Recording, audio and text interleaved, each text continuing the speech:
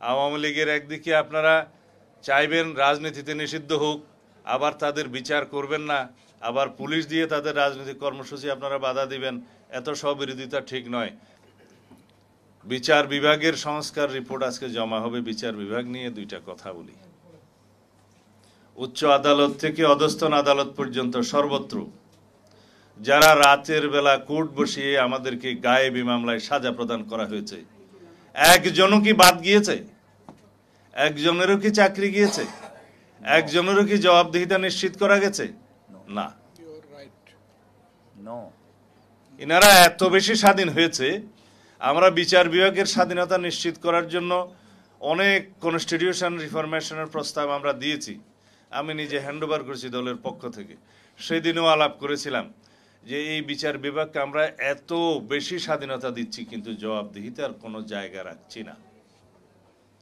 এই কারণেই বোধহয় অধস্তন আদালতের যে সমস্ত বিচারকরা নিশিরাতে আদালত বসিয়ে বিএনপি সহ বিরোধী দলীয় নেতা কর্মীদেরকে সাজা প্রদান করেছে। আমাকেও দিয়েছে একটা মামলায়, ওখানে আমি শিলং থাকার পরেও কোন কোন মামলায় যেন সাজাপ্রাপ্ত হয়েছে। যদি বাই চান্স দেশে এসে নির্বাচন করতে চাই, যাতে করতে না পারি, উদ্দেশ্য ছিল তাই। হাসিনার অধীনে নির্বাচন করে কে? তারপরেও বিএনপি সহ বিরোধী দলীয় নেতৃবৃন্দদেরকে সাজা নিশ্চিত করেছে এই নিশিরাতে আদালত বসিয়ে। তারা আজকে কোথায় আমরা জানি কে কোথায় আছে। কারো বিরুদ্ধে কি কোনো রকমের কোনো ব্যবস্থা গ্রহণ করা হয়েছে? হয় নাই। আওয়ামী লীগের যত নেতা কর্মী গণহত্যা এবং মানবতা বিরোধী অপরাধের দায়ে মামলায় গ্রেফতারকৃত হচ্ছে।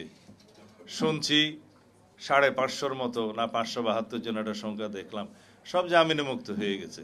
কারা দিচ্ছে সেই জামিন? ওই বিচারকরাই দিচ্ছেন।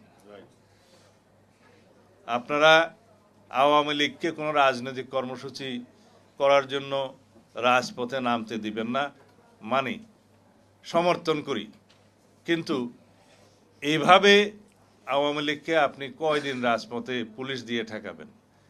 আপনারা বলবেন আওয়ামী লীগকে নির্বাচনে আমরা চাই না, আওয়ামী লীগ এদেশে রাজনীতি করতে পারবে না, কিন্তু কি পদক্ষেপ নিচ্ছেন? আইনি কোনো পদক্ষেপ কি এই সরকার নিচ্ছে? না। আমরা বলেছিলাম সংবিধানের 47 অনুচ্ছেদ অনুসারে রাজনৈতিক সংগঠন হিসেবে আওয়ামী লীগের বিরুদ্ধে গণহত্যা এবং মানবতা বিরোধী অপরাধের জন্য বিচারের ব্যবস্থা করা হোক, এবং সেই নিরিখে সংশ্লিষ্ট আইন, আন্তর্জাতিক অপরাধ আদালতের আইন সংশোধন করার আমরা দাবি জানিয়েছিলাম, এদেশের মানুষ দাবি জানিয়েছিল। এই সরকার অধ্যাদেশ এবং আইন সংশোধনের জন্য পদক্ষেপ নিয়েছিলেন। হঠাৎ করে তারা ক্যাবিনেট মিটিংয়ে সিদ্ধান্ত নিলেন এটা করা যাবে না। কেন? আওয়ামী লীগের একদিকে আপনারা চাইবেন রাজনীতিতে নিষিদ্ধ হোক, আবার তাদের বিচার করবেন না, আবার পুলিশ দিয়ে তাদের রাজনৈতিক কর্মসূচি আপনারা বাধা দিবেন। এত স্ববিরোধিতা ঠিক নয়। আমরা পরিষ্কার করে বলতে চাই, বাংলাদেশের মানুষ গণ অভ্যুত্থানের মধ্য দিয়ে, ছাত্র জনতার বৈপ্লবিক গণ অভ্যুত্থানের মধ্য দিয়ে এদেশের মানুষ আওয়ামী লীগকে প্রত্যাখ্যান করেছে। আওয়ামী ফ্যাসিবাদের রাজনীতিকে প্রত্যাখ্যান করেছে, তাদেরকে বিতাড়ন করেছে। সেই আওয়ামী লীগ নামে বাংলাদেশের রাজনীতি করতে পারবে না। এই আওয়াজ আমরা এখন উঠাচ্ছি। আমরা আওয়ামী লীগের এই গণহত্যার এবং মানবতা বিরোধী অপরাধের জন্য রাজনৈতিক সংগঠন হিসেবে বিচার দাবি করছি।